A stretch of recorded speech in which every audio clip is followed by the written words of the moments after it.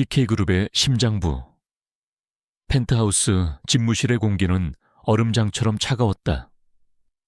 창밖으로 서울의 스카이라인이 장난감처럼 펼쳐져 있었지만 방 안의 두 남자는 그 절경에 눈길 한번 주지 않았다. 결혼해라. 대한민국 재계를 호령하는 거인. 권대우 회장의 목소리는 나직했지만 강철 같은 무게가 실려 있었다. 그의 앞에 서 있는 남자. TK그룹의 젊은 CEO이자 그의 유일한 손자인 권희준의 얼굴이 차갑게 굳어졌다. 거절하겠습니다. 이준의 대답은 단호했다. 그는 감정을 거의 드러내지 않는 완벽한 포커페이스의 소유자였지만 그의 턱선에 깃든 미세한 경련이 그의 분노를 말해주고 있었다. 권 회장은 지팡이를 가볍게 바닥에 짚으며 말을 이었다. 이건 부탁이 아니다. 이준아, 네가 TK그룹을 온전히 물려받기 위한 조건이다. 회장은 손짓으로 거대한 스크린을 가리켰다. 화면에는 TK그룹의 IT 부문과 경쟁사인 한영그룹의 제조업 부문 간의 복잡한 인수합병 구조도가 떠 있었다. 수십조 원이 오가는 세기의 빅딜이었다. 이 결혼은 돌아가신 내 한영그룹 창업주 할아버지와 나의 오랜 약속의 증표이자 이 거대한 합병을 완성시키는 마지막 봉인이다. 한영의 오너 일가가 우리 집안의 며느리가 됨으로써 그들의 내부 반발을 잠재우고 모든 것을 순조롭게 마무리 짓는 거지. 사업은 사업으로 풀겠습니다. 할아버지, 구시대적인 정략 결혼 따위로 제 인생을 묶을 순 없습니다. 더군다나 그 여자와는 이준의 목소리에 경멸감이 서렸다. 그는 이미 상대가 누구인지 그리고 그녀에 대한 소문을 익히 알고 있었다. 권 회장은 그의 반박을 가볍게 묵살했다. 한서와 그 아이, 안타까운 아이일 뿐이다. 어린 시절 겪은 사고의 충격으로 정신이 아이인 채로 성장을 멈췄다더구나. 순진하고 아이 같아서 네 인생에 방해가 될 일은 없을 게다. 네가 이끌게 될 제국을 생각하면 아주 작은 희생일 뿐이야. 손자를 위로하려는 말이었지만 이준에게는 더 큰 굴욕으로 들렸다. 똑똑한 비즈니스 파트너도 아닌 정신이 온전치 못한 여자에게 족쇄처럼 묶여야 한다니. 며칠 뒤 두 가문의 공식적인 상견례 자리가 최고급 한정식집의 별실에서 열렸다. 이준은 시종일관 차가운 침묵을 지켰다. 마침내 오늘의 주인공인 한서아가 그녀의 계모인 최수진 이사와 이복 여동생 한유라의 부축을 받으며 모습을 드러냈다. 이준의 미간이 저도 모르게 찌푸려졌다. 한서아는 20살이 넘은 나이가 무색하게 유치한 프릴이 잔뜩 달린 분홍색 원피스를 입고 있었다. 그녀의 손에는 날고해진 고민형이 들려 있었다. 초점 없는 커다란 눈은 불안하게 주위를 두리번거렸고 묻는 말에는 겨우 단답형으로 대답하거나 의미 없이 헤헤 웃을 뿐이었다. 그녀는 자신의 결혼에 대한 중대한 대화보다 옆을 지나가는 디저트 카트에 더 큰 관심을 보였다. 계모 최수진과 동생 한유라는 그녀를 대하는 태도에 능숙했다. 그들은 경멸과 동정이 뒤섞인 표정으로 끊임없이 그녀를 도왔고 그녀 대신 모든 질문에 대답했다. 우리 서아가 낯을 좀 가려서요. 서아야, 인사드려야지. 착하지. 이준은 그 광경을 간신히 혐오감을 감추며 지켜보았다. 그는 그녀가 짐이자 걸어다니는 수치 덩어리라고 생각했다. 이 거래는 생각보다 훨씬 더 역겨웠다. 그는 속으로 결심했다. 이 결혼을 완벽한 비즈니스 계약으로만 취급하겠다고. 그녀는 이름뿐인 아내가 될 것이며 그의 집 안을 떠도는 유령이 될 것이다. 그는 그녀가 존재하지 않는 것처럼 자신의 삶을 살아갈 작정이었다. 그는 얼음처럼 차가운 목소리로 결혼의 모든 조건에 동의했다. 마지막 관문은 변호사 사무실에서 혼인신고서와 혼전계약서에 서명하는 것이었다. 서연은 어디에 서명해야 할지 몰라 어리둥절한 표정으로 계모의 손길에 이끌렸다. 이주는 자신의 이름을 분노가 담긴 빠르고 거친 필치로 휘갈겼다. 그는 서명이 끝나자마자 자리에서 일어났다. 자신의 새로운 신부가 될 여자에게는 눈길 한 번 주지 않고 사무실을 나섰다. 등 뒤로 우리 서아 참 잘했어요. 착한 딸이라며 칭찬하는 계모의 목소리가 들려왔다. 서연은 여전히 텅 빈 표정으로 자리에 앉아 고민형을 꼭 껴안고 있었다. 이준이 나간 문이 딸깍 소리를 내며 닫혔다. 바로 그 순간, 아주 찰나의 순간이었지만 그녀의 눈동자에 무언가 스쳐 지나갔다. 텅 비어 있던 그녀의 눈 깊은 곳에서 얼음처럼 차갑고 날카로운 지성의 불꽃이 피어올랐다가 다시 어리숙함이라는 짙은 안개 속으로 흔적도 없이 사라졌다. 그것을 목격한 사람은 아무도 없었다. 결혼식은 한편의 잘짜인 비즈니스 행사처럼 치러졌다. 기쁨이나 설렘은 없었고 오직 양가의 이해관계만이 존재하는 차가운 계약의 현장이었다. 식이 끝나자마자 한서아는 권희준의 거대하고 미니멀한 저택으로 옮겨졌다. 이준은 그녀에게 집의 동쪽 별채 전체를 내주었다. 그곳은 최고급 인형들과 동화책, 아이들이 좋아할 만한 가구들로 채워져 있었다. 화려하지만 완벽하게 고립된 공간. 그것은 금박을 입힌 새장이었다. 그는 가사 도우미를 통해서만 그녀와 소통했으며 그녀의 존재 자체를 자신의 삶에서 없는 것으로 취급했다. 그녀는 그에게 지속적으로 신경 쓰이는 낮은 수준의 성가신 존재일 뿐이었다. 가사 도우미들의 눈에 비친 한서아의 일상은 단순했다. 그녀는 하루 종일 인형과 놀거나 거대한 스크린으로 만화 영화를 보거나 주방에서 끝없이 제공하는 달콤한 간식을 먹었다.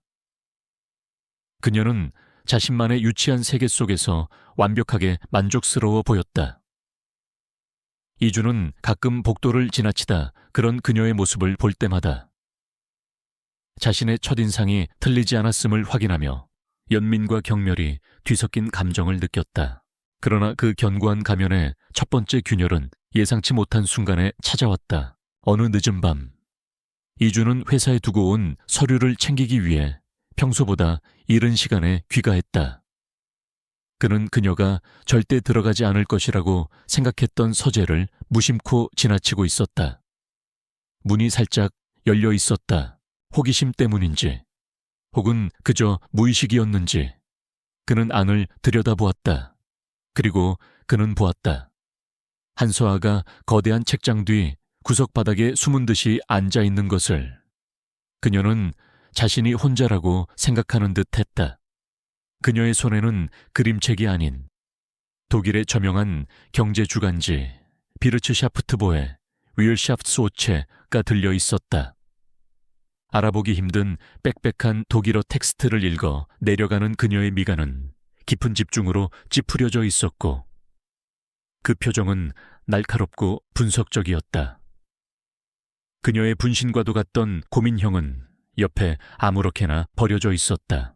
바로 그 순간 복도에서 이준의 구둣발 소리가 희미하게 울렸다. 그녀는 소스라치게 놀라며 번개 같은 속도로 잡지를 책장 구석에 쑤셔넣고 고민형을 집어들었다. 그녀의 얼굴은 순식간에 평소의 텅 빈 미소로 돌아왔다. 이준은 아무것도 못 본 척 복도를 지나쳐갔다. 하지만 방금 본 그 장면은 그의 망막에 불에 달군 인두처럼 새겨졌다. 그것은 첫 번째 변수였다. 그날 밤 이준은 잠을 설쳤다. 빛의 장난이었을까 아니면 잘못 본 것일까? 그는 설명되지 않는 변수와 데이터를 혐오하는 남자였다. 다음 날 그는 보안 강화를 명목으로 저택의 공용 공간 몇 군데에 눈에 띄지 않는 소형 보안 카메라를 설치하라고 지시했다. 그는 아이 같은 아내가 혹시라도 다치지 않도록 하기 위함이라고 스스로에게 변명했다. 하지만 사실 그는 그녀를 감시하기 시작한 것이었다. 두 번째 균열은 며칠 뒤에 나타났다. 이주는 자신의 사무실에서 보안 카메라 영상을 검토하고 있었다. 대부분은 인형놀이를 하는 서아의 모습이 담긴 지루한 영상이었다. 하지만 그때 그의 눈이 한 장면에 멈췄다. 그녀는 저택 뒤편에 인적이 드문 온실에 있었다. 음성 수신이 거의 되지 않는 곳이었다. 그는 목소리를 들을 수 없었지만 그녀의 자세를 볼 수 있었다. 키득거리며 어설프게 걷던 소녀가 아니었다. 그녀는 꼿꼿한 자세로 온실 안을 초조하게 서성이고 있었고 그녀의 손짓은 날카롭고 단호했다. 굳게 닫힌 입술과 심각한 표정. 마치 부대를 지휘하는 CEO처럼 보였다. 그는 영상을 확대해 그녀의 입모양을 읽으려 애썼다. 그는 유창한 프랑스어로 된 몇 개의 단어를 겨우 알아챌 수 있었다. 레버리지, 바이아웃, 레버리지 바이아웃, 엔티온하, 파생상품, 데리버티브스. 그때 마치 무언가를 감지한 듯 그녀는 황급히 통화를 끊었다. 그리고 그녀의 온몸을 감싸고 있던 날카로운 기운이 순식간에 사라졌다. 그녀는 다시 순진한 소녀의 모습으로 돌아와 깡충깡충 뛰며 저택으로 돌아갔다. 이주는 영상을 정지시켰다. 이제 모든 것이 확실해졌다. 이 여자는 어리숙하지 않다. 이것은 연기다. 소름 끼칠 정도로 완벽한 연기다. 그의 성가심은 완전히 새로운 감정으로 변했다. 지독한 호기심과 지적인 흥분감. 그는 복잡한 게임을 즐기는 전략가였고 자신이 가장 하찮게 여겼던 체스 말이 사실은 변장한 상대편의 퀸이라는 사실을 막 깨달은 것이다. 그는 당장 그녀를 찾아가 가면을 벗기고 진실을 추궁하고 싶은 충동에 사로잡혔다. 하지만 그는 그 충동을 억눌렀다. 왜 이런 연기를 하는 거지? 누구로부터 자신을 보호하고 있는 건가? 지금 그녀를 폭로하는 것은 너무나 조급하고 세련되지 못한 수다.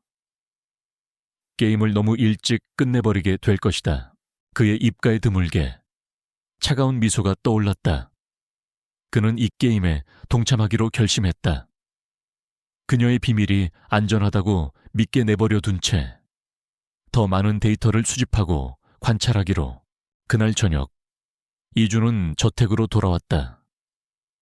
서연은 거실에서 서투른 솜씨로 블록 쌓기 놀이를 하고 있었다. 블록은 계속해서 무너졌다. 그녀는 그를 보자 커다랗고 순진한 눈으로 올려다보며 손에 쥐고 있던 사탕 하나를 내밀었다. 오빠, 먹어. 아이 같은 목소리였다. 이주는 이 눈부신 배우를 내려다보았다.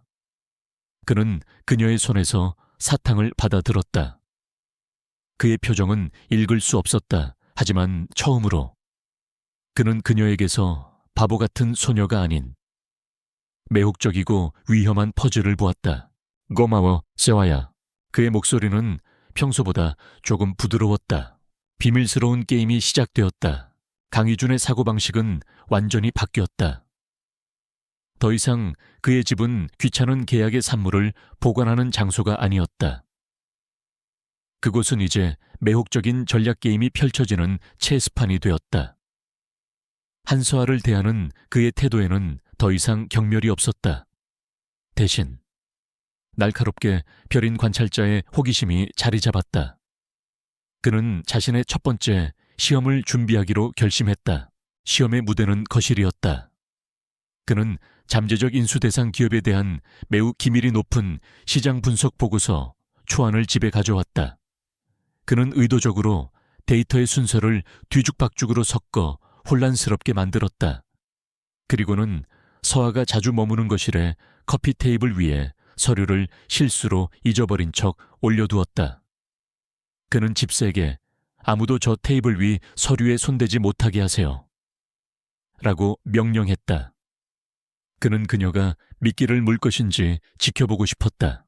다음 날, 그는 자신의 사무실에서 보안 카메라 영상을 통해 결과를 확인했다. 영상 속에서 서아는 조심스럽게 주위를 살핀 후 테이블로 다가왔다. 그녀는 서류를 훑어보기 시작했다. 텅 비어 있던 그녀의 표정은 사라지고 고도의 집중력이 깃든 진지한 얼굴이 나타났다. 그녀는 아무것도 쓰거나 메모하지 않았다. 대신 그녀는 서류의 순서를 바꾸기 시작했다. 요약 차트를 맨 앞으로 옮기고 연관된 데이터 섹션들을 함께 그룹화했으며 경쟁사 약점 분석 부분을 바로 그 뒤에 배치했다.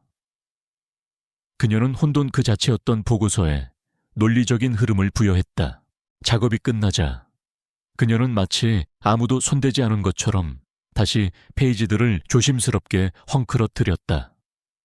하지만 원래의 순서를 기억하고 있던 이준의 눈에는 그 미묘하지만 지적인 재구성의 흔적이 똑똑히 보였다. 그는 확인 사살을 당한 듯한 희열을 느꼈다. 그의 두 번째 시험은 더 직접적이었다. 그는 파트너사의 길고 지루한 주주 설명회에 참석해야 했다. 평소 같으면 절대 서아를 그런 자리에 데려가지 않았을 것이다. 하지만 이번에는 달랐다. 그는 그녀의 계모에게 서아도 이제 공식적인 행사에 익숙해져야지요. 라며 그녀의 동행을 고집했다. 서아는 물론 완벽하게 지루해하는 어린아이 역할을 수행했다. 그녀는 회의 내내 냅킨에 의미 없는 낙서를 끄적이거나 몰래 사탕을 까먹으려고 꼼지락거렸다. 이복 동생 한유라는 그런 그녀를 한심하다는 듯 쳐다보며 우월감에 젖어 있었다. 이주는 회의 내내 그녀를 무시하는 척했지만 그의 모든 신경은 그녀를 향해 있었다. 회의가 끝나고 자리를 떠날 때 서아는 낙서가 된 냅킨을 실수로 바닥에 떨어뜨렸다. 그녀의 뒤를 따라 걷던 이주는 아무도 모르게 그것을 집어들었다. 잠시 후 차 안에서 그는 냅킨을 자세히 들여다보았다.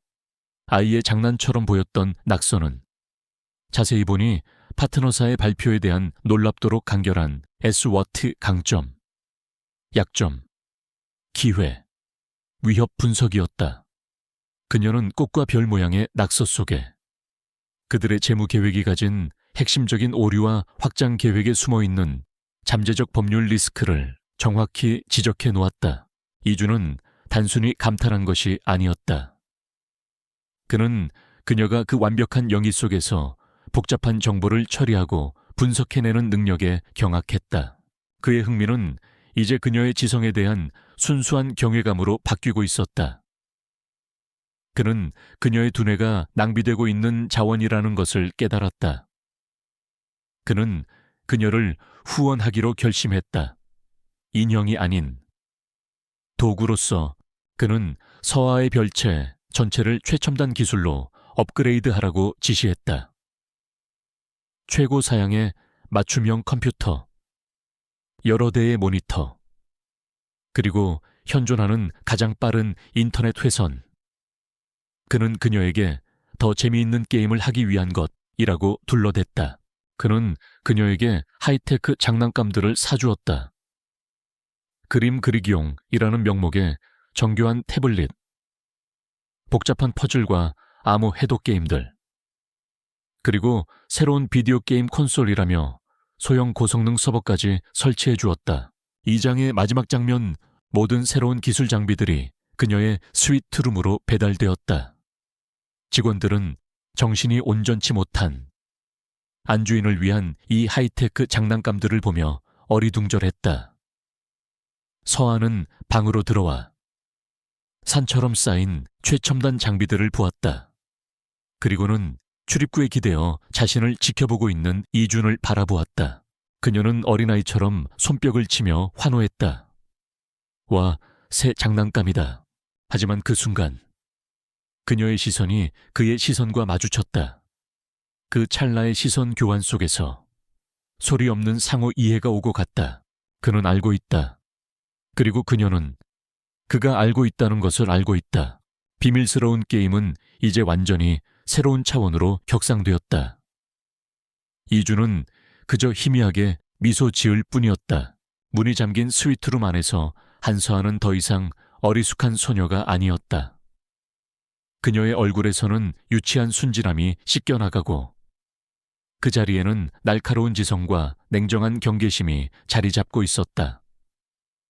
그녀는 최근 벌어진 일들을 되짚어 보았다. 우연히 거실에 놓여있던 보고서, 지루했던 주주 설명회, 그리고 지금 그녀의 방을 채우고 있는 이 기묘할 정도의 최첨단 장난감들. 권희준, 그는 무언가 의심하고 있거나 어쩌면 모든 것을 알고 있을지도 모른다. 게임의 규칙이 바뀌었다. 그는 더 이상 자신을 무시하는 어리석은 남편이 아니었다. 그는 위험하고 관찰력 강한 플레이어였다. 하지만 서아는 당황하는 대신 새로운 상황에 적응했다. 그녀는 직원들 앞에서는 어린애처럼 기뻐하며 그의 선물들을 받았다. 그러나 혼자가 되자 그녀는 이 화려한 스위트룸을 자신만의 지휘 통제실로 바꾸기 시작했다. 그녀는 컴퓨터에 사전 설치된 운영체제를 우회하고 추적이 불가능하도록 고도로 암호화된 자신만의 OS를 설치했다. 여러 대의 모니터는 이제 전 세계 주식시장을 추적하고 암호화된 데이터 스트림을 분석하며 그녀의 적들을 감시하는 허브가 되었다. 게임 콘솔이라던 서버는 여러 국가를 거쳐 그녀의 활동을 중계하는 익명 네트워크의 심장이 되었다. 금박을 입힌 세장은 이제 그녀의 견고한 요새가 되었다. 보안이 확보된 채널을 통해 그녀의 또 다른 정체가 드러났다. 그녀는 다크웹 금융계의 전설적인 익명 분석가 헬레나였다. 트로이의 헬레나. 그녀의 이름은 두 가지로 악명이 높았다. 하나는 시장 붕괴에 대한 소름 끼칠 정도로 정확한 예측이었고, 다른 하나는 부패한 기업들의 범죄를 폭로하고 재정적으로 파멸시키는 외과수술 같은 공격이었다. 아무도 헬레나의 정체를 몰랐지만 그 명성은 막강했다. 그녀가 이런 이중생활을 하게 된 데에는 깊은 상처가 있었다. 어머니가 의문의 죽음을 당하고 아버지가 최수진과 서둘러 재혼한 후 10대였던 서아는 계모와 변호사가 나누는 대화를 엿들었다. 어머니가 남긴 막대한 유산 그녀가 25세가 되거나 결혼을 해야만 상속받을 수 있는을 가로채기 위해 자신을 금치산자로 만들려는 음모였다. 그날 이후 살아남고 어머니의 유산을 지키기 위해 그녀는 바보 연기를 시작했다. 겉으로는 어리숙한 아이 행세를 하면서 밤에는 몰래 금융, 코딩, 그리고 여러 개의 외국어를 독학했다. 그녀의 목표는 단순히 돈을 되찾는 것이 아니었다. 계모의 모든 범죄 증거를 수집해 그녀를 감옥에 보내는 것이었다. 한편 권희준은 그녀를 계속 관찰하고 있었다. 그는 그녀가 보안 카메라를 의식하고 있을 것이며 아마도 인형놀이를 하는 녹화된 영상을 반복해서 내보내고 있을 것이라고 짐작했다. 하지만 그는 다른 것들을 발견했다. 저택의 전체 인터넷 데이터 사용량이 폭증했다.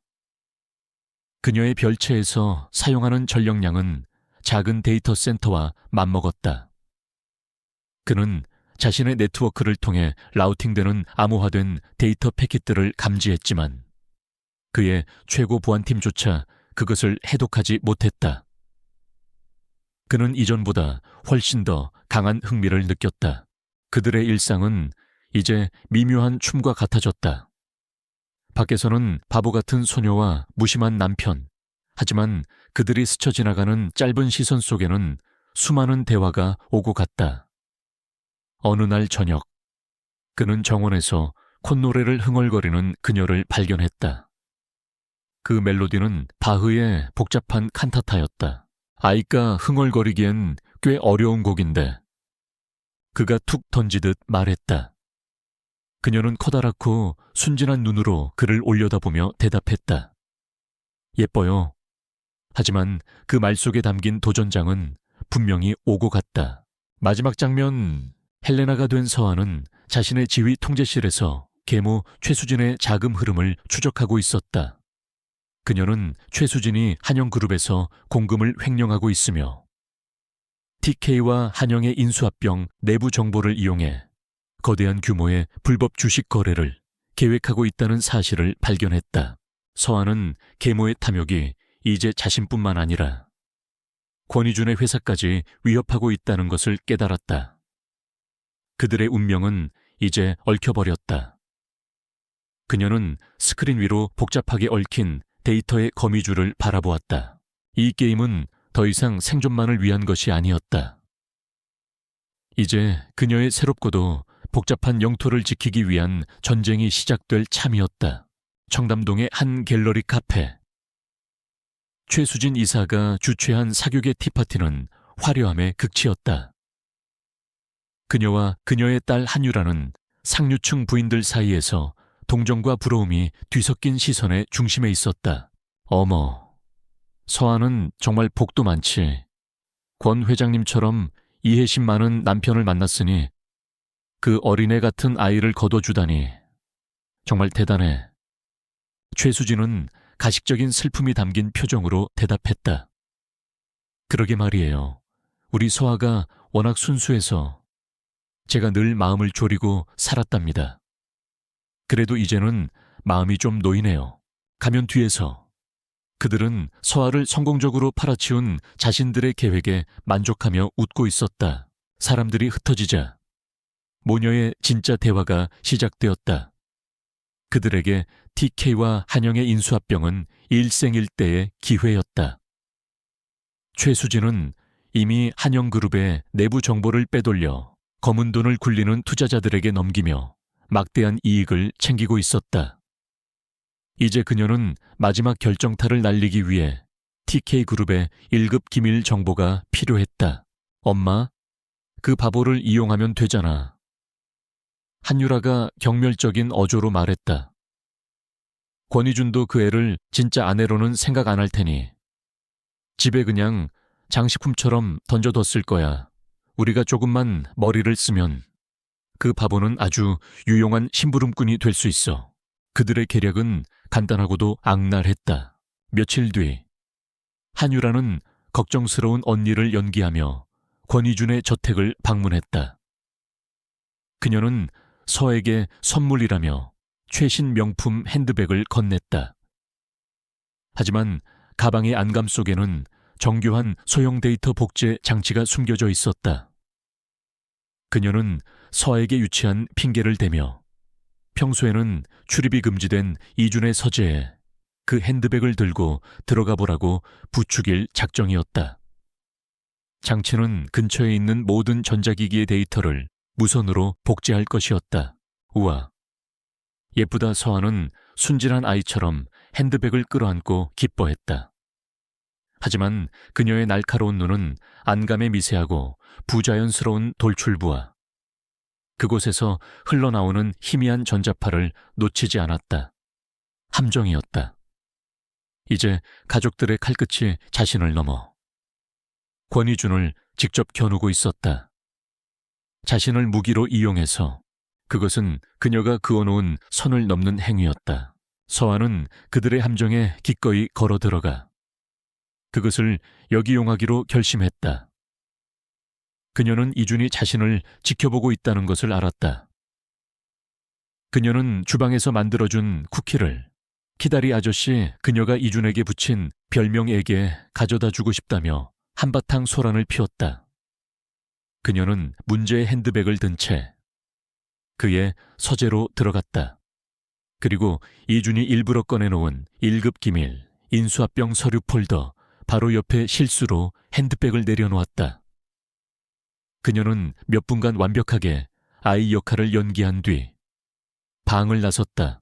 이 모든 광경을 카메라로 지켜보고 있던 이준은 상황을 즉시 파악했다. 그의 컴퓨터에 있던 폴더는 진짜 기밀이 아니었다. 그것은 전날 밤 그와 서아가 그녀가 구축한 안전한 익명 채널을 통해 함께 만들어낸 정교하게 조작된 거짓 데이터, 즉 포이즌 필, 포이선 필이었다. 그는 이제 그녀의 방첩 작전에 참여한 능동적인 공범이었다. 다음 날 한유라는 기쁨에 찬 서에게서 핸드백을 회수했다.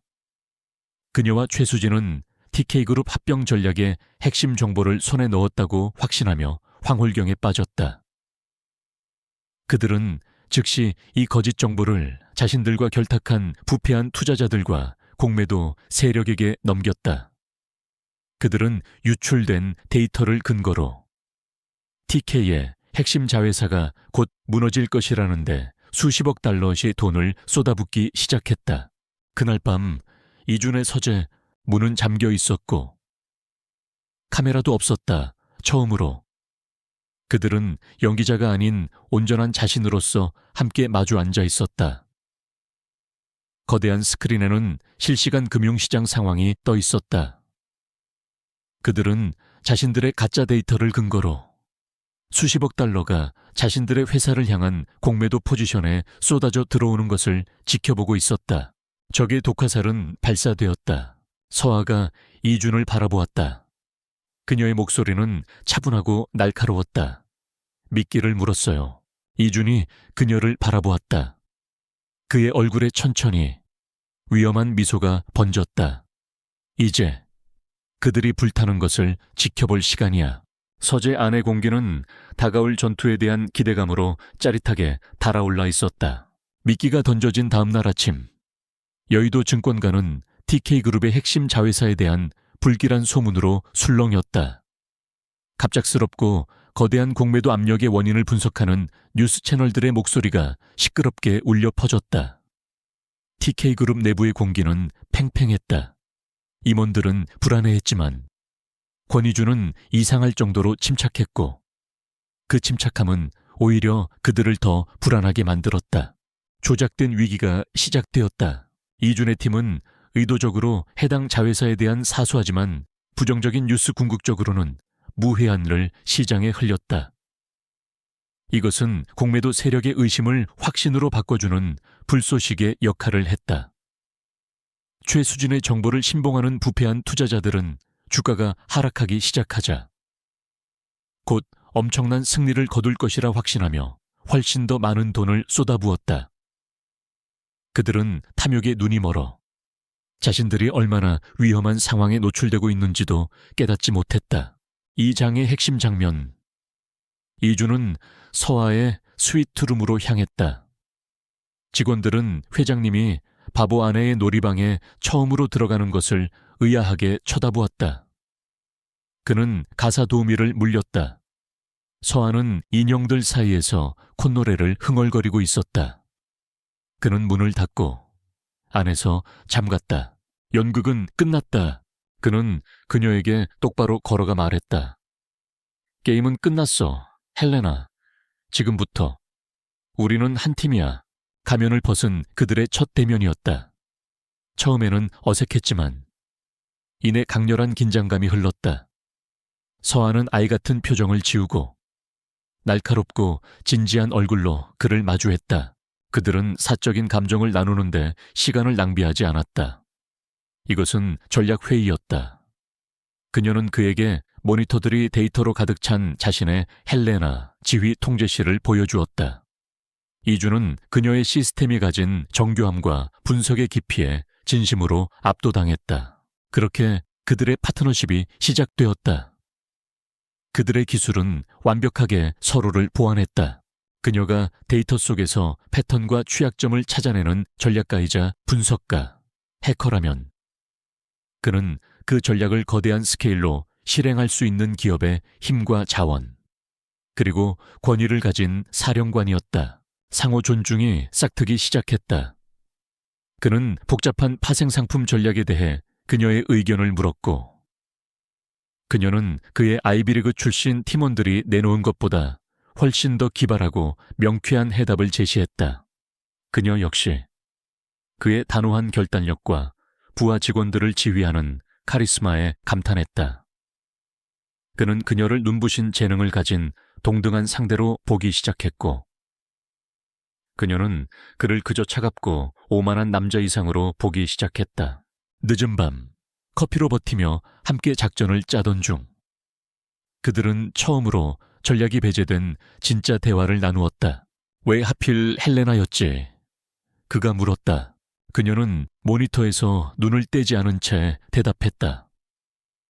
트로이의 헬레나는 전쟁을 일으킨 아름다운 얼굴, 수동적인 전리품으로만 여겨지죠.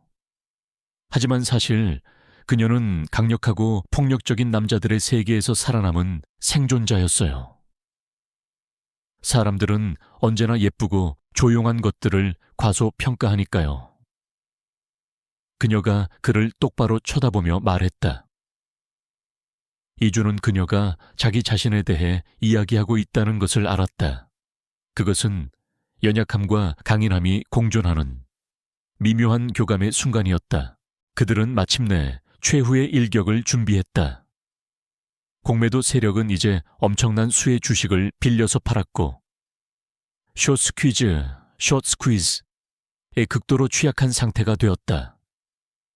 서한은 그들이 가장 취약해지는 정확한 시점을 집어냈다.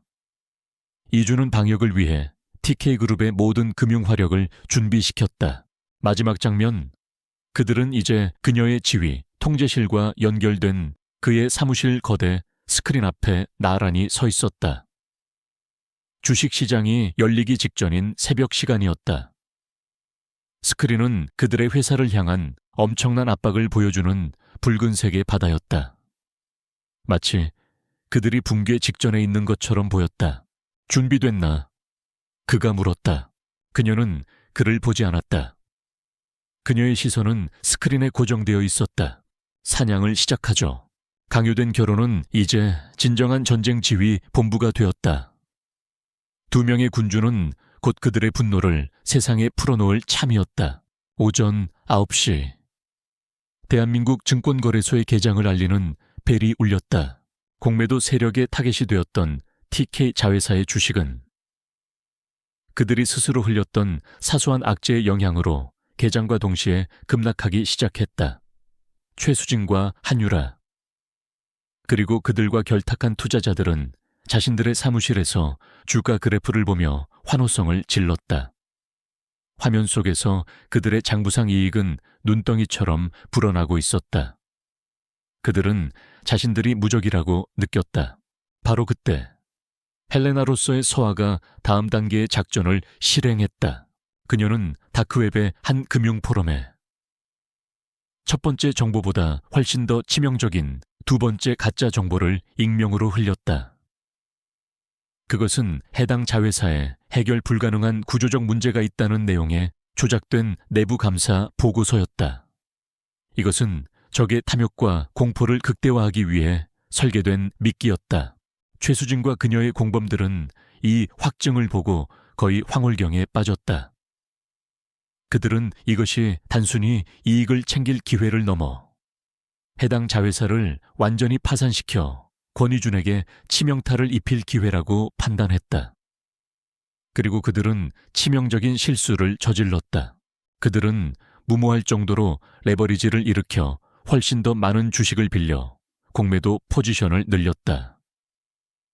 이제 그들은 시장의 작은 변동에도 모든 것을 잃을 수 있는 극도로 위험한 상태에 스스로를 노출시킨 것이다.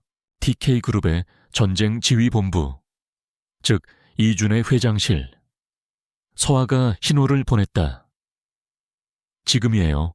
최후의 일격이 시작되었다. 첫 번째 공격은 권희준이 직접 나섰다. 그는 긴급 기자회견을 열었다. 카메라 플래시가 터지는 가운데 그는 평소처럼 침착한 목소리로 시장에 떠도는 부정적인 루머들을 조목조목 반박했다. 그리고는 폭탄을 터뜨렸다. 오늘 TK그룹은 현재 논란의 중심에 있는 바로 이 자회사를 통해 세계적인 IT 기업인 이터스아와 차세대 인공지능 반도체 공동 개발에 대한 독점 파트너십을 체결했음을 발표하는 바입니다. 시장은 얼어붙었다. 누구도 예상치 못했던 게임의 판도를 완전히 뒤바꾸는 초대형 호재였다. 동시에 두 번째 공격이 실행되었다. TK그룹은 이준이 미리 준비해둔 수조 원의 자금을 투입하여 해당 자회사의 주식을 대량으로 사들이는 공격적인 자사주 매입 프로그램을 개시했다. 그 효과는 즉각적이고 잔혹했다. 예상치 못한 초대형 호재와 대규모 매수세가 유입되자 주가는 폭락을 멈추고 수직으로 폭등하기 시작했다. 로켓처럼 솟구치는 주가 그래프. 공매도 세력은 이제 도간에 든 쥐가 되었다.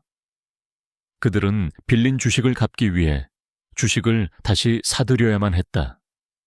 하지만 가격은 미친 듯이 치솟고 있었다. 그들이 손실을 막기 위해 주식을 사들이는 행위 자체가 주가를 더욱 폭등시키는 파괴적인 피드백 루프, 즉 숏스퀴즈가 발생한 것이다. 최수진과 한유라의 사무실은 지옥으로 변했다. 그들은 방금 전까지 자신들에게 막대한 이익을 안겨주던 주가 그래프가 이제는 수직의 녹색 괴물이 되어 자신들의 모든 것을 집어삼키는 것을 공포에 질려 지켜보았다. 증권사에서는 마진콜 추가 증거금 요구 전화가 빗발쳤다. 그들은 이익은커녕 자신들의 원금과 투자자들에게서 끌어온 수천억 원의 돈을 잃고 있었다. 그들은 파산하고 있었다. 그날 오후 주식시장이 폐장했을 때 전쟁은 끝나 있었다. 공매도 세력은 재정적으로 완전히 전멸했다. 최수진과 그녀의 투자자들은 파산했다. TK 자회사의 주가는 사상 최고치를 경신했고 TK그룹은 이 혼돈 속에서 오히려 막대한 이익을 거두었다. 바보 소녀의 도박은 눈부신 승리로 막을 내렸다. 다시 고요해진 전쟁 지휘본부. 전투는 끝났다. 이준과 서한은 스크린에 떠있는 최종 수치들을 바라보고 있었다. 하루 종일 그들을 짓눌렀던 긴장감이 사라지고 피곤하지만 만족스러운 침묵이 흘렀다. 이준이 그녀를 돌아보았다. 그의 표정에는 경외감과 함께 이전에는 없었던 따뜻한 무언가가 섞여 있었다. 당신, 정말 대단했어. 그의 목소리에는 진심 어린 감탄이 담겨 있었다. 서아가 그를 돌아보며 작고 지친 미소를 지어 보였다. 유리가 대단했죠. 그녀가 그를 진정한 파트너로서 처음으로 인정한 순간이었다. 그 순간, 두 사람 사이에는 더 이상 게임에 대한 긴장감이 아닌 그들에 대한 새로운 종류의 짜릿한 감정이 흐르고 있었다.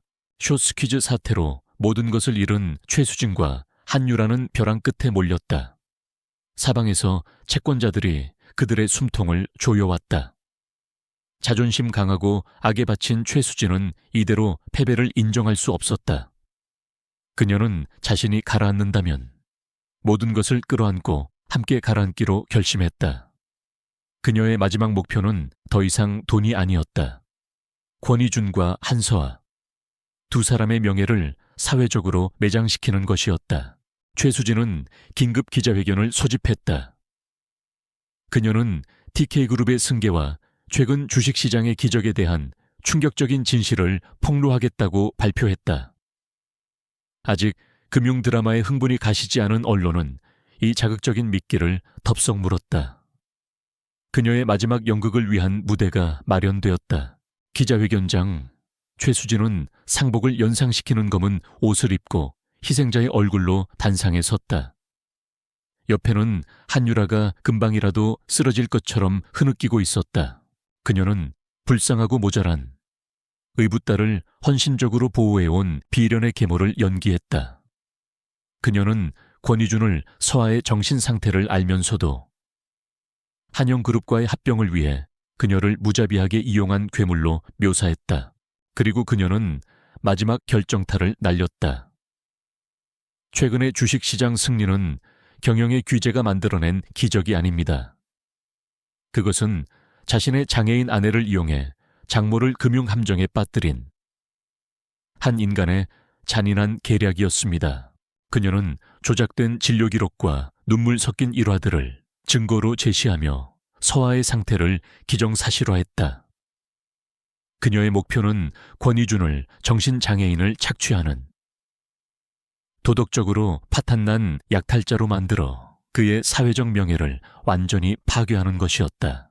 같은 시각 권희준은 TK그룹의 지휘본부에서 법무팀, 홍보팀과 함께 기자회견 생중계를 지켜보고 있었다. 임원들은 패닉 상태였다. 이런 종류의 개인적인 스캔들은 그 어떤 금융 루머보다 훨씬 더 파괴적이었다. 그들은 당장 방송을 중단시키고 부인 성명을 내야 한다고 주장했다. 하지만 이주는 이상할 정도로 침착했다. 그는 옆에 있는 두 번째 스크린을 보고 있었다. 화면 속에는 근처 대기실에 있는 서아의 모습이 비치고 있었다. 그는 나직하게 말했다. 그녀의 신호를 기다려. 최수진의 연설이 절정에 달했을 때 기자회견장의 뒷문이 활짝 열렸다. 모든 카메라가 일제히 그곳으로 향했다. 한서아가 걸어 들어오고 있었다. 더 이상 분홍색 드레스를 입은 바보 소녀도 어두운 방 안에 비밀스러운 해커도 아니었다. 그녀는 날카로운 네이비블루색의 수트를 입은 강력하고 우아한 여성이었다. 그녀에게서는 자신감과 지성이 뿜어져 나왔다. 그녀의 변신은 너무나도 완전하고 압도적이어서 회견장의 모든 사람들이 숨을 죽였다. 그녀는 표정 없는 얼굴로 단상을 향해 걸어왔다. 서아는 충격으로 굳어버린 계모의 손에서 마이크를 빼앗았다. 그녀의 목소리는 차분하고 명료하며 권위가 실려 회견장 전체를 울렸다. 제 이름은 한서아입니다. 그리고 지난 10년간 저는 살아남기 위해 바보 연기를 해야만 했습니다. 그녀의 말은 감정적인 호소가 아니었다. 그것은 체계적이고 무자비한 해부였다. 그녀의 등 뒤로 거대한 스크린이 켜졌다. 그녀는 자신이 완벽하게 건강하다는 것을 증명하는 진짜 진료 기록을 공개했다. 최수진과 한유라가 자신을 금치산자로 만들려고 음모를 꾸미는 대화가 담긴 음성 녹음 파일이 회견장에 울려 퍼졌다. 그녀는 계모가 한영그룹에서 횡령한 자금 내역, 바로 그 돈으로 이번 주식시장 공격에 나섰다는 증거를 제시하며 약탈자는 자신이 아니라 바로 최수진이었음을 증명했다. 그녀의 발표는 학대와 생존, 그리고 마침내 찾아온 정의에 대한 한편의 완벽한 서사시였다. 기자회견장은 완전한 혼돈에 휩싸였다. 기자들은 고함을 지르며 질문을 퍼부었다. 최수진과 한유라는 순수한 공포와 불신이 뒤섞인 얼굴로 그 자리에 얼어붙어 있었다. 서아는 자신이 만들어낸 폭풍의 한가운데서 흔들림 없는 권위의 상징처럼 단상 위에 서 있었다.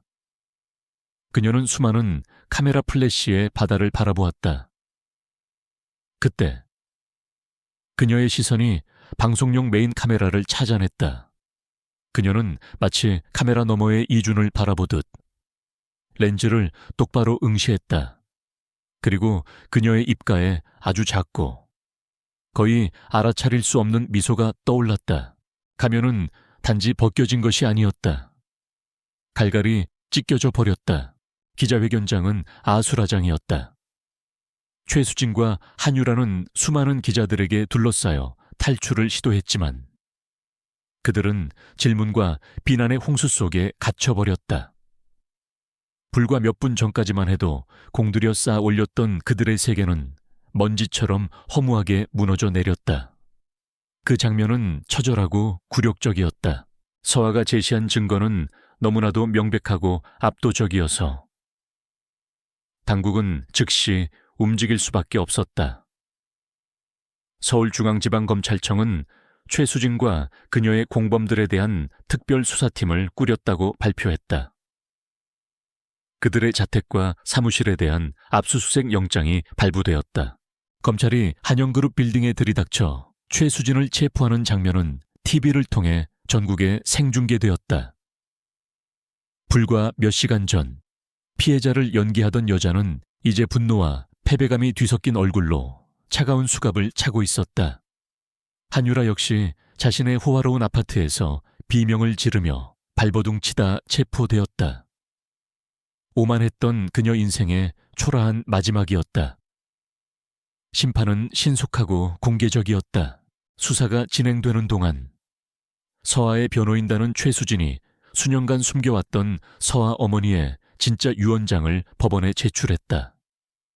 이준과 관계 당국이 참석한 변호사 사무실에서 마침내 진짜 유언장이 공개되었다. 유언장은 한영그룹의 막대한 지분과 개인 재산 전부를 서에게 상속한다는 내용뿐만 아니라 어머니가 남긴 애틋한 편지를 포함하고 있었다. 편지에는 최수진에 대한 어머니의 오랜 경계심과 자신에게 무슨 일이 생길지도 모른다는 불길한 예감이 담겨 있었다. 그녀는 딸에게 부디 강해져서 탐욕스러운 자들이 마땅히 너의 것인 유산을 빼앗지 못하게 하라고 당부했다. 그 편지는 서아에게 마지막 위안이자 확신을 주었다. 그녀의 길고 외로운 싸움이 바로 어머니가 원했던 것이었음을 한영그룹의 최대 주주가 된 서아는 첫 이사회에 참석했다. 한때 최수진에게 빌붙거나 그녀를 두려워했던 이사들은 이제 그녀 앞에서 고개도 들지 못했다. 하지만 서아는 복수심을 드러내지 않았다. 대신 그녀는 침착하고 프로페셔널하며 단호했다. 그녀는 한영그룹의 부패한 지배구조를 개혁하기 위한 명확하고 간결한 계획을 발표했다. 최수진의 하수인들을 뿌리 뽑기 위한 내부 감사 착수를 선언했다. 그녀가 보여준 비즈니스 통찰력의 수준에 늙은 이사들은 경악을 금치 못했다. 그녀는 단순히 유산을 물려받은 상속녀가 아니었다. 그녀는 유능한 리더였다. 권희주는 TK그룹의 CEO가 아닌 그녀의 남편이자 합병을 통한 주요 주주로서 그 자리에 함께했다. 그는 그녀를 대신해 말하지 않았다. 그는 그녀의 뒤에 조용하고도 강력한 버팀목처럼 서 있었다. 그의 존재는 그녀가 TK그룹의 전폭적인 지지를 받고 있음을 모두에게 알리는 신호였지만 그가 한 발짝 물러서 있는 태도는 이 자리의 지휘관이 바로 서아라는 것을 보여주었다. 재계의 눈에 그들은 이제 완벽한 파워 커플로 각인되었다. 긴장감 넘쳤던 이사회가 끝나고 이준과 서아는 한영그룹 회장실, 즉 그녀의 어머니가 사용했던 사무실에 단둘이 남았다. 상징적인 순간이었다. 서아는 벽에 걸린 어머니의 초상화를 바라보았다. 지난 10년간 그녀의 어깨를 짓눌렀던 무거운 짐이 마침내 사라지는 것을 느꼈다. 그녀는 단지 유산을 되찾은 것이 아니었다. 그녀는 어머니를 위한 정의를 실현한 것이다. 마지막 장면, 이준이 조용히 그녀의 뒤로 다가왔다. 그는 아무 말 없이 그녀의 어깨 위에 부드럽게 손을 얹었다. 그녀는 신뢰와 공동의 승리를 의미하는 몸짓으로 살짝 그의 몸에 기댔다. 그들은 창밖으로 펼쳐진 도시를 함께 내려다보았다. 심판의 폭풍은 끝났다. 그리고 그들은 함께 굳건히 서 있었다. 차가운 계약으로 시작되었던 그들의 결혼은 이제 그 어떤 시련에도 깨지지 않을 단단한 유대로 다시 태어나고 있었다. 심판의 폭풍이 지나가고 몇 달이 흘렀다. TK그룹과 한영그룹의 합병은 성공적으로 마무리되었고 TK한영 홀딩스라는 이름의 거대한 공룡이 새롭게 탄생했다. 서아는 한영그룹의 내부를 성공적으로 정리하고 안정시켜 임직원들과 시장의 존경을 한 몸에 받았다. 그들의 사적인 관계에도 변화가 찾아왔다. 전략적 파트너십은 어느새 진정한 애정과 친밀함으로 피어났다. 차가운 박물관 같았던 권희준의 저택은 이제 온기가 흐르는 집이 되었다. 서아는 더 이상 인형으로 가득 찬 별채에 갇혀 있지 않았다. 어느 주말 오후 그들은 거실에서 각자의 노트북으로 업무를 보고 있었지만 그들 사이에는 편안한 침묵이 흘렀다. 이준이 그녀에게 따뜻한 차 한 잔을 건넸다. 그녀는 고개를 들어 처음으로 계산되지 않은 진짜 미소를 그에게 보여주었다. 내가 처음 당신을 차갑게 대했던 것, 원망한 적 있나요? 그가 조심스럽게 물었다. 그녀는 솔직하게 대답했다. 처음에는 당신을 내 계획의 일부, 필요한 도구라고만 생각했어요. 하지만 CEO라는 가면 뒤에 있는 진짜 당신을 보게 됐어요. 당신은 모든 진실을 알지 못했을 때조차 나의 연기가 아닌 나의 지성을 믿어주기로 선택했죠. 당신이 사준 장난감들 덕분에 내 요새를 완성할 수 있었으니까요. 그 역시 그녀의 강인함과 지성에 대한 감탄을 고백하며 그것을 더 일찍 알아보지 못한 자신이 어리석었다고 인정했다.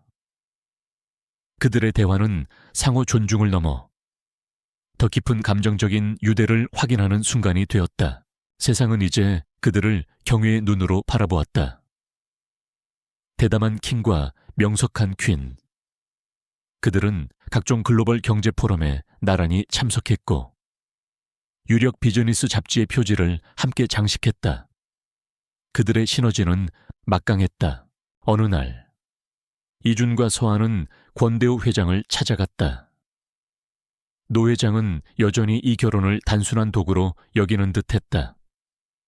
하지만 서한은 더 이상 주눅든 손주 며느리가 아니었다.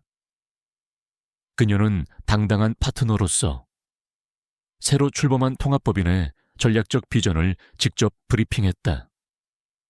그녀의 비전은 이준의 것보다 훨씬 더 야심차고 기발했다. 평생 수많은 인재를 봐왔던 노 회장은 처음으로 진심으로 감탄했다.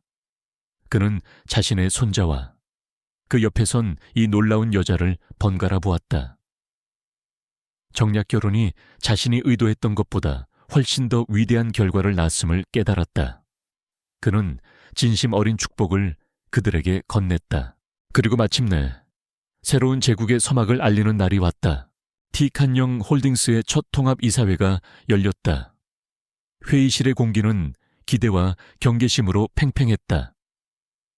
TK와 한영의 옛 임원들은 새로운 권력 구조의 향방을 궁금해하며 두 사람을 주시했다. CEO로서 이준이 회의의 시작을 알렸다.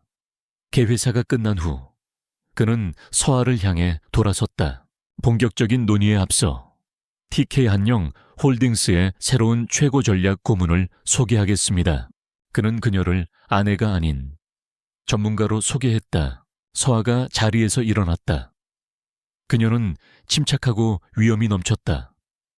그녀는 그룹의 5개년 글로벌 전략에 대한 기조 발표를 시작했다. 그녀의 분석은 흠잡을 데 없었고 비전은 대담했으며 사실에 대한 이해는 완벽했다. 그녀는 이사진의 날카로운 질문들에 막힘없이 여유와 지성으로 답변했다. 회의실은 경탄 어린 침묵에 휩싸였다. 성공적인 이사회가 끝나고 소설의 마지막 장면, 이준과 서한은 그의 사무실, 아니 이제는 그들의 사무실이 된 곳에서 해질녘의 도시 스카이라인을 함께 내려다보고 있었다. 차갑고 텅 비었던 공간은 이제 그들의 공동 지휘 본부가 되었다. 그가 그녀의 뒤로 다가와 허리를 감싸 안았다. 그 제스처에는 더 이상 소유욕이 아닌 파트너십과 애정이 담겨 있었다. 최고 전략 고문님. 그가 장난기 어린 미소로 그녀의 귓가에 속삭였다. 그 직함, 마음에 드는군. 그녀가 그의 품에 기대며 대답했다. 그녀의 목소리에는 사랑과 자신감이 가득했다. 저도 당신의 퀸이 되는 건 꽤 마음에 드네요. 그들은 함께 해가지고 도시의 불빛이 보석처럼 반짝이기 시작하는 것을 바라보았다. 그들의 여정은 차가운 계약과 비밀스러운 게임, 그리고 생존을 위한 싸움으로 시작되었다. 이제 그들 자신의 제국의 왕과 여왕으로서 그들은 함께 세상을 마주할 준비가 되었다. 그들의 새로운 새벽이 진정으로 밝아오고 있었다.